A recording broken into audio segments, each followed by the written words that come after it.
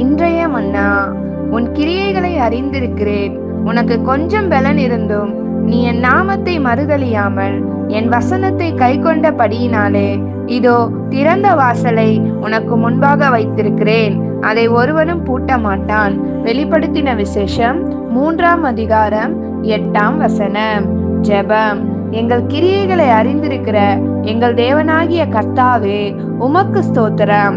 நாங்கள் உம்மேல் இருக்கிற அன்பின் பிரயாசங்களை படும்பொழுது அதை நீர் பார்த்து அதற்கு தக்க பதிலை கொடுக்கிறதற்காக உமக்கு நன்றி செலுத்துகிறோம்.